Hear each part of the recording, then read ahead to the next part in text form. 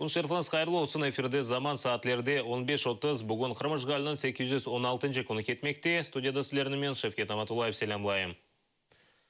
Қырым татар сияси мабусы Мустафа Дегерменжі Туневын 27 яшыны толдырды. Ойынды екінші кере доған күнні СИЗОда қаршылай. Мустафаны Рустақ қатшылары кечкен сене майыс 7 күні яқалған еді. Оны санки 2014 сенесі февраль 26 күні Украина бірдемлігі үшін кешірілген митингте қалабалықлар шығарғанында қабатлайлар. Мой брат, мой защитник, как я говорю. Мой брат, он в принципе не политик, не политический вообще человек. Он да, у него были свои взгляды, как и у каждого, да, человека, но он никогда не высказывал их. Да, Мустафа был на митинге, просто так случилось, что они приехали на митинг. Мой бабашка сразу зашел ко мне на квартиру. А Мустафа, говорят же, что должно произойти, то и произойдет. Он почему-то в этот момент посчитал нужным быстро бежать на площадь. И он со знакомыми пошел на площадь. Они были на площади, все было нормально, мирно. Тут началась потасовка небольшая. В этой потасовке участвовал, получается, его знакомый. И Мустафа стоял рядом, и когда он увидел, что это происходит, эта потасовка, он решил подойти. Но в тот момент, когда он подходил, на него пошла толпа. И он, самообороняясь, он, может быть, кого-то задел, кого-то ударил. Я не знаю, что там такое произошло. Видео, которое нам показывали потом, это видео мы сами с первого раза не поняли, кто там есть. Брат это наш, не брат, потому что это было любительское видео. Там очень плохо было все запечатлено. На видео видно, как он самообороняется, как он оттолкнул от себя человека. Я же говорю, я не считаю, что за это сажают и дают срок от 3 до 8 лет. На самом деле, всеми этими событиями каждый показал свое истинное лицо. Мы узнали, кто чего стоит. В конце концов, мы знаем, что в нашем народе есть и герои, и не совсем будем так говорить. В любом случае, я всегда говорю, Эршин Бархайру Тарафуба. Поэтому, иначе все равно, мы всегда улыбаемся, всем им назло, чтобы они не думали, что нам плохо. Нам неплохо. Хизбут Тахрир іші бойынша қабатланған Қырым татарларының омыр арқадашылары тешебіз группа тешкіл еттілер. Оны Крымская солидарность деп адландырдылар. Топлашуда құқық қоршалайшылар да іштірак етті. Группа координатор оларақ кешкен сене яқаланған Руслан Зейтулаевтың омыр арқадашы Мерем Зейтулаева сайланды. Қадылар бір-біріні ярдым көстермек ве тәжірибесінен пайлашмақ үшін бірлешкенлер. Белеке шымды ке вақытқа Хизбут Тахрир іші бойынша 14 инсанны қабатлайлар. Кешкен сене январь айында яқаланған 4 мұсылманын ішіні Русияның Шимали Кавказ арби махкемесі бақы башлады. Очень важно создавать любые объединения родственников, людей, попавших в тяжелую ситуацию, попавших в тюрьму. Каждая семья сталкивается с этим неожиданно для себя, и очень трудно справляться с этим в одиночку, особенно когда для арестов нет никаких оснований, и люди очень находятся в состоянии шока, и им очень трудно адаптироваться к действительности, тем более, что большинство семей остались без средств к существованию, их кормильцы оказались в тюрьме, и для этих людей, и для того, чтобы рассказывать миру о том, что происходит, очень нужны такие объединения. Нужна взаимная поддержка, нужно показывать солидарность друг другу и своим мужьям, отцам и родственникам. Мустафа Джемилевке 5 жыл девамында Қырымға келмеге ясақ еткен ФСБ қарарына Авропа инсан ақлары бойынша махкемесіне шикайет yo'llanajaq. Бұл ақта Джемилевнің адвокаты Марк Фейгин білдірді. Белік 2014 сенесі майыс 2 күні Қырымтар халқы лидеріне ярмадаға 5 жыл девамында келмеге ясақ еттілер. Майыс 20 күні есе Москва махкемесі ФСБге қаршы берілген шикаетні рет етті. Заседание прошло в пятницу, и, естественно, жалоба отклонена ФСБ России. Тем не менее, полное решение будет в ближайшие дни выдано, поскольку озвучена была только резолютивная часть. Но это вполне соответствует нашему плану. Мы подадим дальше в Верховный суд, а уже там, после второй инстанции, исчерпанности национальной юрисдикции, будем подавать и СПЧ. И, собственно говоря, надежда именно на Европейский суд, где шансы на выигрыш этого дела почти 100%. 770 қырым емурына жинай ишлер беклей Украина баш прокуроры Юрий Луценко білдіргенне көре кележек 4 ай девамында прокуратура девлетке хайын олған қырым емурларына қабат шығара жақтыр. Хайындерге қаршы махкеме ғияби демек заочна қарарлар қабыл етежек. Кеченлері есе Украина арби прокуратурасы ярмадада қалған 5000 арбины хайынлекте қабатлады.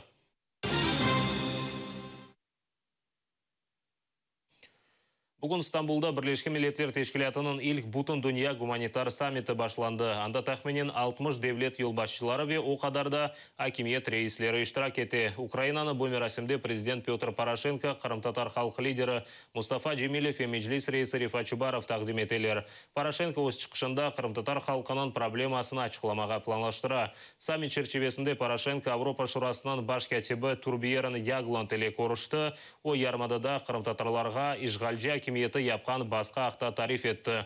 Порошенко Русияге қаршы санкцияларына құветлештірмеге чағырды.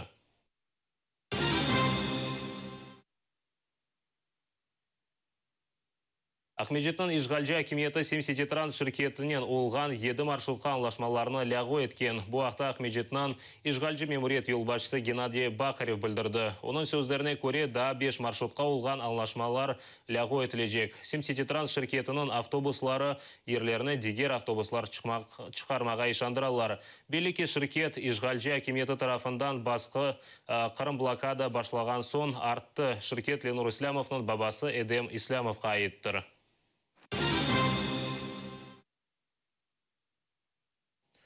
Бұзны ершейден марум еттіңіз. Бойле сөзлерінен Қырымсакені ишғалжа хакимиетіне шикайет етті. Қадын ярмаданын женебінде шифахане құрылушыларына ачықламаға талап еті. Чүнки чоқсы отеллер құрылған сон пляжға yollar қапалы олажақтыр. Бұне берабер қадын ерлі ишғалжа хакимиетінің фалиетіне шикайет еті. Скоро Ялта будет продана полностью. Для местного населения не остается ничего. Куда ни пойди, куда ни посмотри, на каждых буклетах кругом продаются, раздаются и лишаются местные жители обычного подхода к пляжам. Нас лишили всему. Вырубили парки, где строит наше правительство дома и отдает на продажу. У нас в квартирах по 3-4 семьи, разных детей, бабушек и дедушек, по несколько поколений, которые не могут получить квартиру и ютятся в этих лачугах. Наши деды оставили нам свободную страну, которая уже берет нас за горло, и мы ничего не можем сделать. Мы остаемся не у дел, мы остаемся за бортом этих элитных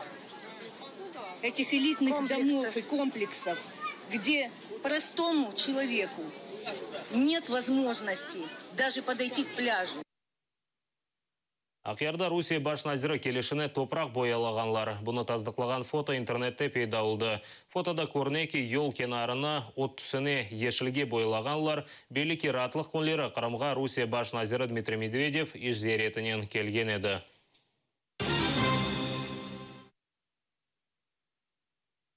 Черкасыде қайтарма фильміні тақдим еттілер. О 72 ел евелсі олған Қырым-татар халқының сүргінлігі ақта тариф еті. Оны Украина адлы кинотеатрында көстерділер. Тәпсілетлі жа Эльвина Сидбулаеваны левқасында.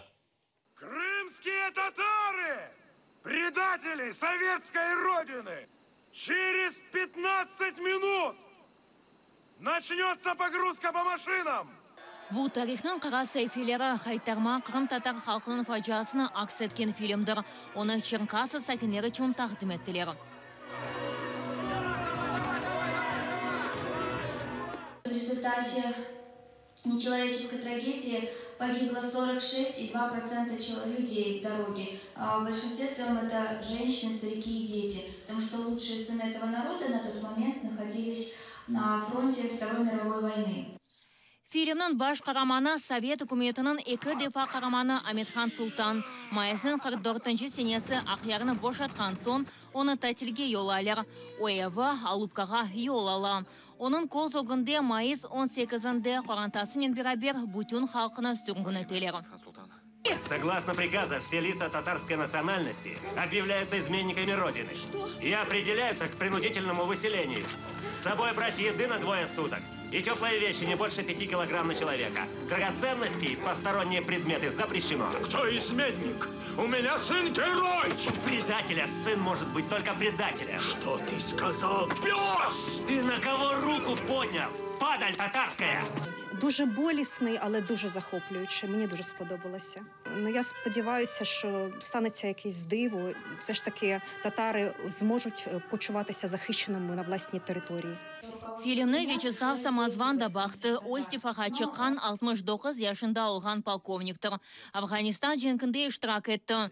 Фильмны бақанда женкнің дешетіні козугіне келді.